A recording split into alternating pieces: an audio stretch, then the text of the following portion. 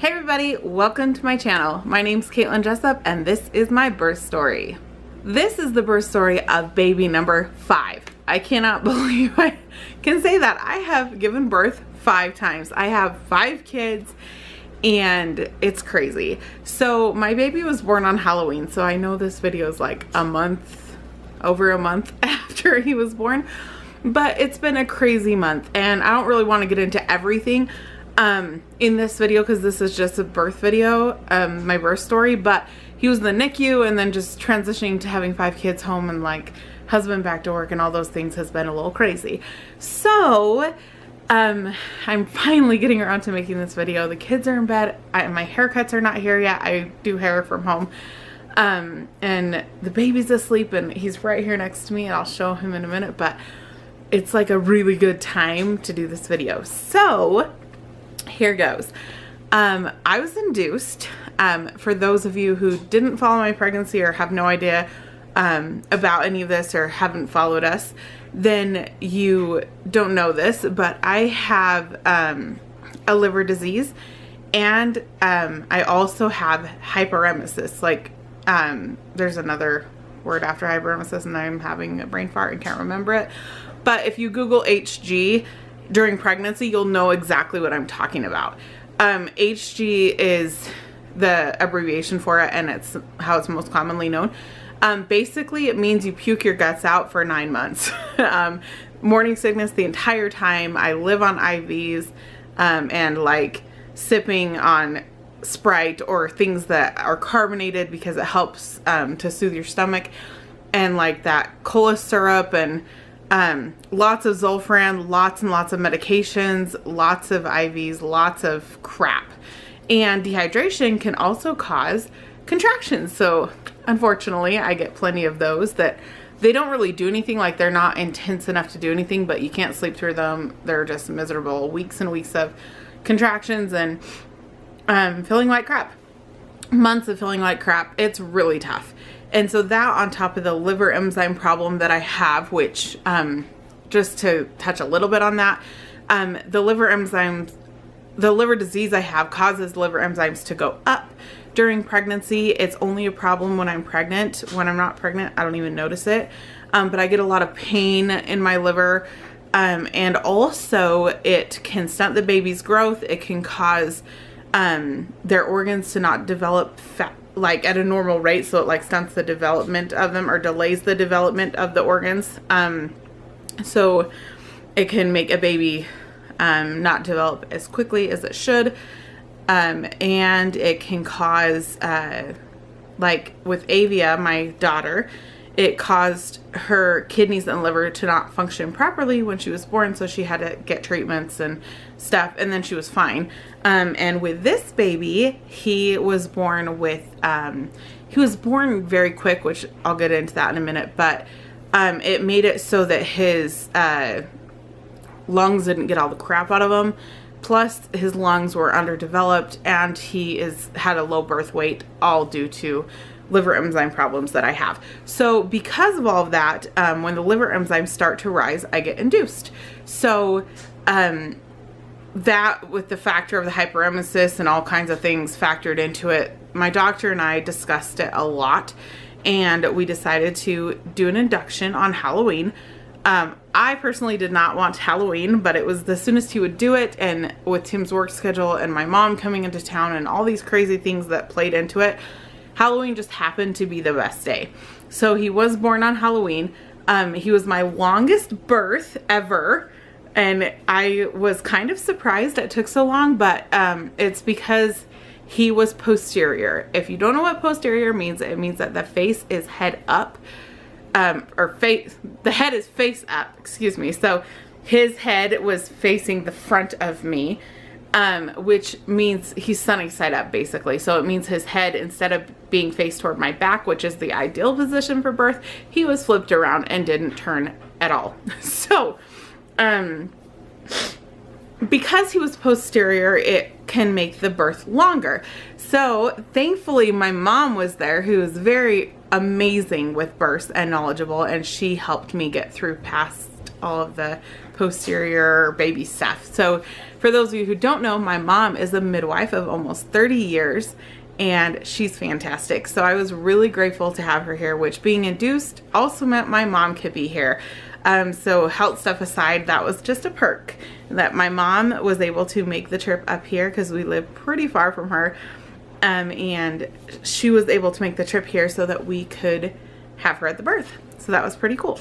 So I gave birth at a school hospital or a training hospital, which I didn't know until actually the first time I ended up in labor and delivery that it was a training hospital. So I still would have gone there though, because my OBGYN is like the best ever. I think he's fabulous. I wish that I could have had him with all my babies. He is the only one, Kip's the only baby he's delivered, and I wish he could have delivered all of them. Even though I love my OB in Utah, like I just feel like with this one, it was awesome.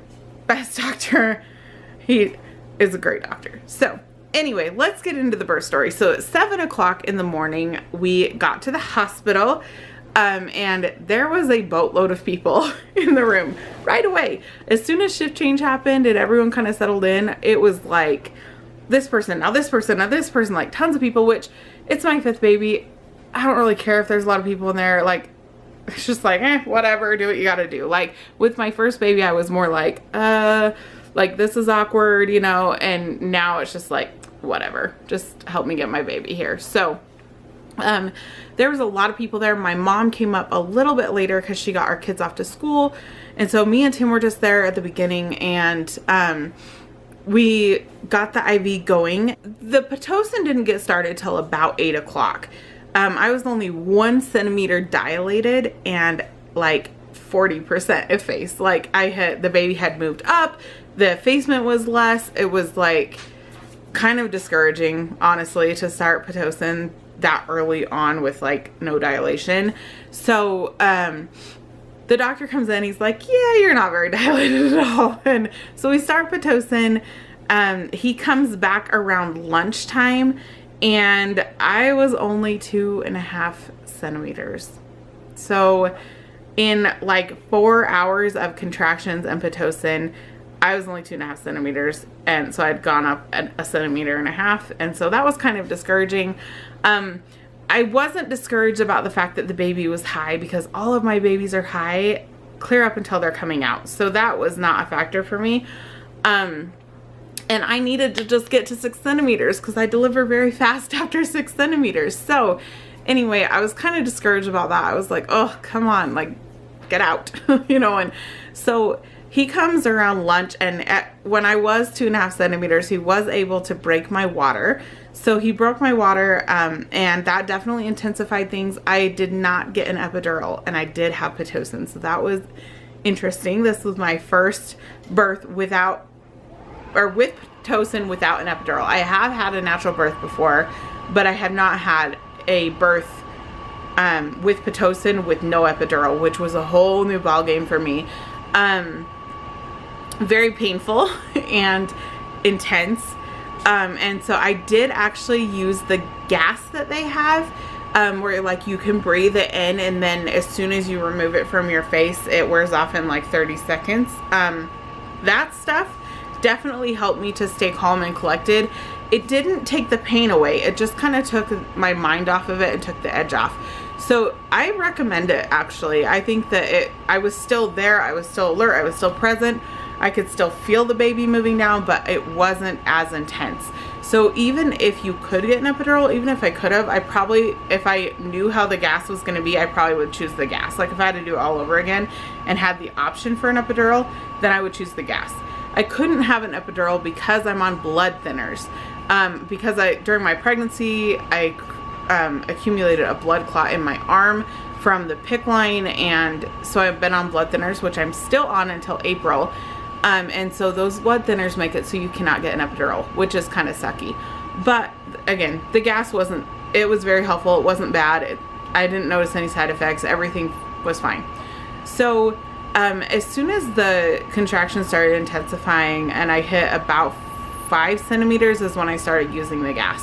So as soon as I hit 6 centimeters, which was about 3:50 to 3:55 p.m., I hit 6 centimeters, which if anyone knows me, knows 6 centimeters is my milestone that I always look forward to because it means baby will be there within minutes.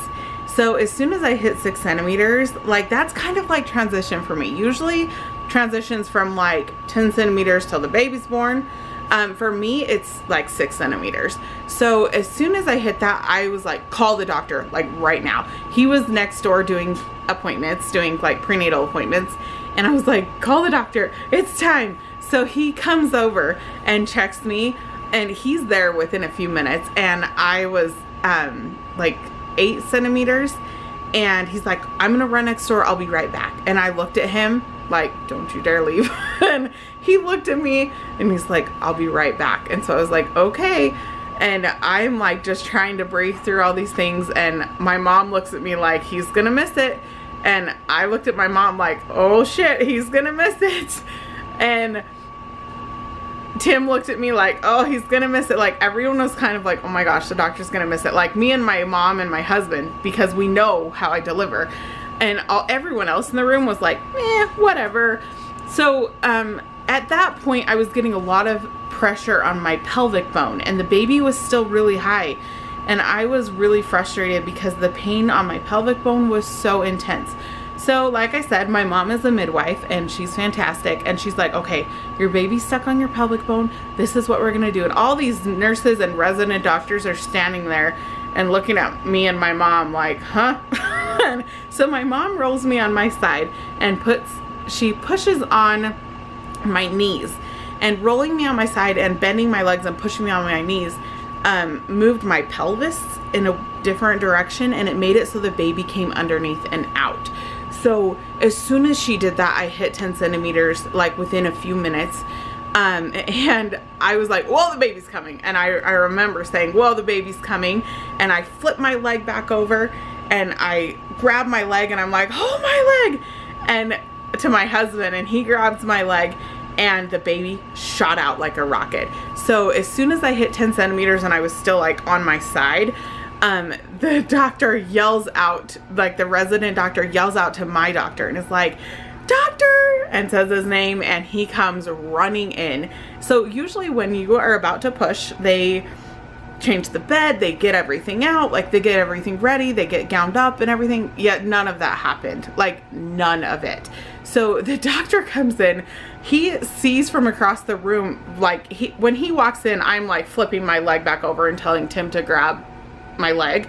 And so when he comes in, he's like, baby, he dives across the room like as if he's like a baseball player sliding into home base for a home run. Like he literally dives across the room and catches the baby. Like I saw him just like, the look on his face was like, whoa, and he like dives across. So we're talking from 10 centimeters to baby born was like seconds. I didn't really push.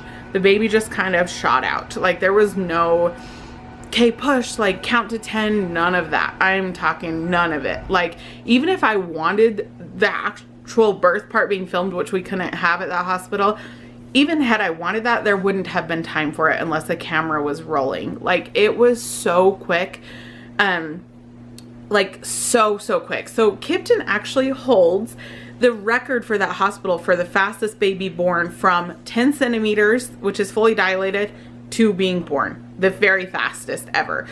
I'm talking fast. Like we're not talking a minute or 2 minutes or 3 minutes. We're talking seconds. So, you know, even like the resident doctors that were there, they had gloves on because they had been checking me that during that time while my doctor was out. But even they were like, holy crap. Like one of them was just like, that was crazy, you know, and she had only delivered a couple of babies and been present for a few births. And so it was shocking for her, which her name's also Caitlin, by the way. And so that was, I think, a little surprising. Everyone was just like, holy crap, you weren't kidding when you say you deliver fast. I'm like, I told you the baby didn't need to be down, like clear, you know, crowning and all that just doesn't happen. It's just like, it's like 10 centimeters. And when I was 10 centimeters, I was still -2 stations. So like the baby's head was still really far up. And then it was out. Like, there's no transition phase at all. There's no like, oh my gosh, 10 centimeters for like minutes. The babies are kind of like little rockets coming out of me. That's how my first one was. He just, the doctor missed it because it happened so fast, because we didn't know that like that would happen. And so it's just crazy to me. Like, all of my babies have been born very, very quickly. And I knew that that was going to happen again. And I told the doctor, I'm like, no one leaves the room after 6 centimeters or they could miss it. And like, I kept saying that to him throughout the pregnancy. And so then next time he sees me, he's like, that was pretty quick. I was like, I told you. And then the next time I go to the doctor's office, which wasn't for it wasn't for my 6-week follow-up, because that's next week. But it was like for, I was having some postpartum complications with some clots and stuff. And I go to the doctor's office, and the nurse that's just a nurse at the doctor's office, she doesn't work in the hospital. She exclusively works in his office as his nurse.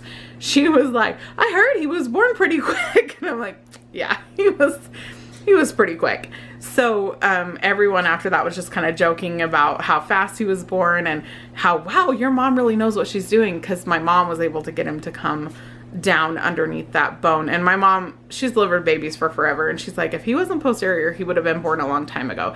So he was born at 4:08 p.m. So it was roughly 7 to 7.5 hours, which was the longest birth for me. Before that was Avia's, which was 6.5, I believe, or 6 hours. But I've had inductions go as quick as an hour and 50 minutes with Riker. So you just never know. You never know if you are going to have a fast birth or not. So anyway, it was no tearing, you know, minimal pain afterward. I did have to get a full bag of Pitocin after the birth to minimize bleeding because of the blood clots, because Pitocin is a clottable, so it helps to clot the blood. And overall, I mean, the birth, I don't have really many complaints. It was painful, but I mean, I didn't have an epidural, and birth is not, you know, all butterflies and flowers and roses. It hurts. So my camera died and I charged it while I did hair. So I'm back now. So I think that is everything as far as birth stuff goes. It was, you know, the birth couldn't have really gone better than it did. I don't really, when I have a birth, I don't have a set super planned out birth, because if I've learned anything from having a mother for a midwife over my life, is that births don't always go the way you want them to. And I feel like if you have your heart set on a birth a specific way and it doesn't happen, you might be pretty disappointed. And for me, I want to just be thankful for my births and how they go. And for in the end, just the healthy baby here is the best thing. And that's what I have. So that's all that matters. I'm going to show him to you here in just a sec. He's eating his baba. But he just is the sweetest little thing, and I just adore him so much, and I'm so glad he's here and that he's good and he's healthy and he's happy and he's cute as can be. So let me show you. I know, I just took your Bobby. He's like, where did it go? If you haven't seen the other videos, you can see him here. Here. Can you say hi? Give me look. Ah, you're so cute. Say hi, people. Look how cute he is, you guys. Oh, you were so worth all of it, buddy. You know that? Yeah, you were pretty worth it. Look how cute you are.